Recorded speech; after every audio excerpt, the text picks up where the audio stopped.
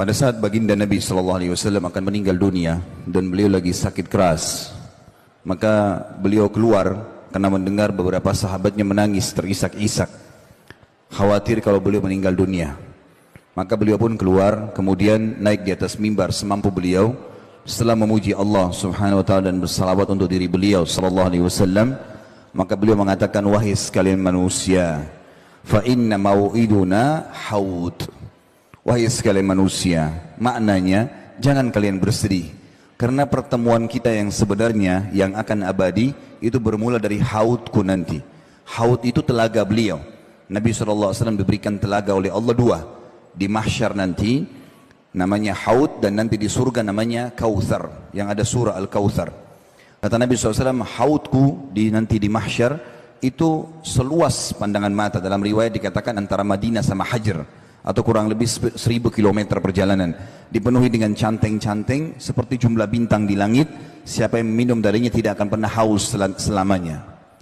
Riwayat ini menggambarkan kepada kita bagaimana Nabi SAW memberikan kesadaran kepada para sahabatnya, jangan kalian sedih. Bagi teman-teman yang merasa sedih karena meninggal orang tuanya, meninggal kerabatnya, kehilangan sesuatu yang sifatnya duniawi ini, bagi seorang muslim itu adalah hal yang kecil.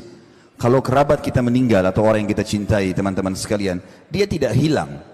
Dia hanya mendahului kita menuju ke akhirat sana. Seorang muslim sangat yakin rukun iman dia yang kelima adalah iman kepada hari kiamat. Urutannya adalah meninggal, proses dicabutnya ruh, kemudian dimasukkan ke alam barzah di kuburan, kemudian pembangkitan di hari kiamat mahsyar, ditimbangnya amal baik amal buruk, lalu kemudian surga dan neraka.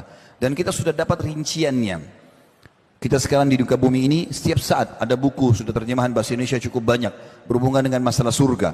Apa saja berhubungan dengan surga itu, dari tanahnya, dayang-dayangnya, istanahnya, makanannya, minumannya, semua terinci. Kita sudah punya bocorannya. Dan neraka dengan siksa yang paling rendah sampai yang paling berat pun itu juga sudah diceritakan semuanya, sudah ada gambarannya. Maka seorang muslim sangat paham ada akhirat. Berarti orang-orang yang sedang kita cintai meninggal dunia itu, mereka sebenarnya tidak hilang, tapi mereka hanya mendahului kita saja. Saya pernah menghadapi ada ponakan saya di kota Makassar sini, umur 19 tahun, meninggal dunia, subhanallah. Sore hari, dia aman-aman saja, lagi ngantar kakak saya kebetulan, kakak kandung saya sendiri, ibunya, itu diantar pergi ke tempat kursus adiknya, kemudian rupanya dia pulang, dia sholat maghrib di rumah, lalu kemudian temannya telepon, minta dijemput di bandara Makassar.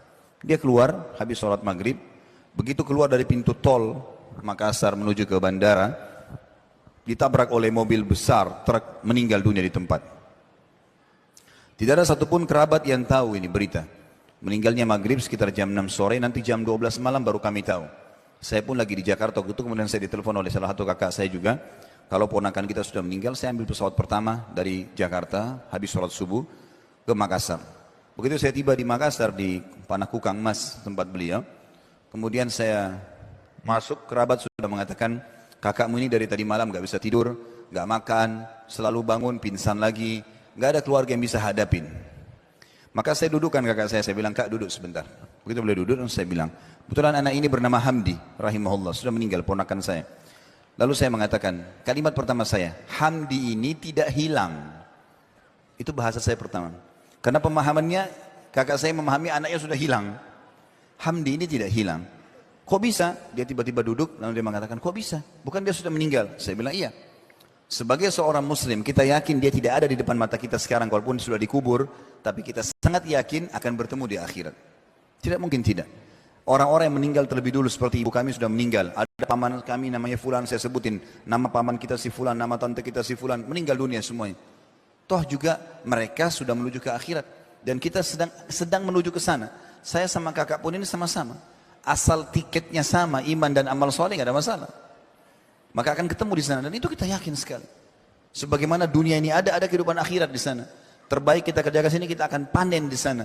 Faman ya'mal mithqala dzarratin khairan yarah. Siapa yang buat seperti biji sawi dari kebaikan, yarahu, dia pasti akan diperlihatkan untuk melihatnya. Wa man ya'mal mithqala dzarratin syarran yarah. Kalau diberhentikan bacanya yarah, tapi kalau dibaca langsung yarahu. Siapa yang berbuat seperti biji sawi dari keburukan, pasti dia akan temukan dan dilihat atau diperlihatkan kepadanya. Alhamdulillah setelah itu beliau jadi faham masalah ini. Juga teman-teman, itu bagi orang yang kehilangan kerabat. Kalau ada kehilangan benda, materi, seseorang kalau yakin adanya kehidupan akhirat, jadi ringan buat dia. Karena dia berpikir, oh orang ini sekarang ambil benda saya tagih dia nggak mau kasih. Saya akan ambil di akhirat. Tidak ada sesuatu yang luput. Seorang muslim akan sangat tenang. Karena dia yakin ada hadis Nabi SAW, apakah kalian tahu siapa orang yang bangkrut? Kata para sahabat, ya Rasulullah, orang yang tidak ada dirham dan dinarnya. Bisnis bangkrut. Kata Nabi SAW, bukan. Itu kecil. Yang bangkrut sebenarnya adalah yang datang pada hari kiamat membawa lengkap pahala solat, pahala puasa, pahala zakat. Tapi ya dia datang dari satu sisi pernah mencaci maki orang ini, pernah memukul orang itu, pernah mengambil haknya orang yang ini. Lalu mereka datang menuntut pada hari kiamat. Dan pada saat itu diberikanlah pahala-pahala dia kepada orang-orang yang menuntut ini. Kalau habis pahalanya, sudah dibayar-bayarin utang dia, gitu kan? Kesalahan-kesalahan dia selama dunia tidak sempat dia minta maaf, maka akan diganti, akan diberikan dosa-dosa orang-orang yang menuntut dibebankan kepada dia. Maka dilemparlah dia ke neraka sejauh timur dan barat. Seseorang muslim sangat yakin teman-teman sekalian, kalau ada hak kita yang sedang diambil oleh orang lain, kita sudah minta di muka bumi ini, tidak juga bisa kita dapatkan dengan cara dia memanipulasi data-data tersebut, tetap kita akan panen dalam bentuk pahala pada hari kiamat. Hasan Basri rahimahullah pernah dicaci maki dan digibah oleh seseorang. Lalu kemudian dia baru mendapatkan satu tangkai kurma yang sangat segar. Kemudian dia antar ke rumah orang tersebut yang menggunjing dia. Dia antar ke rumahnya. Lalu kemudian dia mengatakan, ini balasan terhadap kau telah memberikan kepadaku pahalamu. Maka aku ganti dengan kurma ini. Seorang mukmin tahu betul tentang ada kehidupan akhirat dan membuat dia tentram. Benda apapun luput tidak ada masalah. Terlebih lagi kalau kita fahami lebih jauh lagi, kalau ada sesuatu yang kita harapkan dan belum kita dapatkan berarti belum rezeki kita. Hasan Basri berkata rahimahullah tentang masalah kenapa anda bisa zuhud di dunia? Bagaimana bisa anda ini selalu akhirat targetnya? Dia mengatakan karena saya sangat tahu kalau ya, Allah telah membagi rezeki dan tidak akan pernah rezekiku diambil oleh orang lain. Gak ada ceritanya orang lain makan kemudian itu berarti punya saya yang diambil sama dia. Memang sudah rezeki dia. Dan aku selalu senang karena aku taat dan aku selalu patuh. Karena aku tahu amal solehku tidak akan dikerjakan oleh orang lain, maka aku sibuk beramal soleh. Dan aku yakin Allah Tuhanku mengawasiku, maka aku tidak mau ya, bermasalah karena dia melihatku. Dan juga aku tahu kematian sedang menungguku, maka aku pun punya persiapan untuk menghadapinya. Nabi SAW juga mengingatkan kepada kita teman-teman, melalui dunia ini selain kita mengejar prestasi terbaik, boleh silakan cari rezeki halal, pasangan yang baik, keturunan yang banyak, coba kejar, tapi halal konsepnya. Juga kalau kita punya masalah-masalah, sebelum menuju kepada kematian, selesaikan semuanya. Nabi SAW waktu sakit keras setelah turun dari mimbar tadi, dalam lanjutan riwayat beliau kemudian memegang tongkatnya sambil berkata kepada para sahabat, siapa yang pernah aku sakiti, maka ini tongkatku, silakan pukul badanku. Siapa yang merasa hartanya pernah aku ambil, ini hartaku, ambillah sesuka kalian. Apa maksudnya? Nabi SAW mengajarkan kepada kita, jangan kau tinggalkan dunia sementara kau punya musuh-musuh. Karena ada hisab hari kiamat. Selalu ada hubungan dengan akhirat. Karena ini ada akhirat, hati-hati. Ada di sana, ya, di mana kita akan dihisab. Kata Ali bin Abi Thalib radhiyallahu anhu, dunia telah pergi. Tiap hari kita berjalan ini, hidup lagi besok pagi, sudah makin berkurang umur kita. Dan akhirat sedang datang.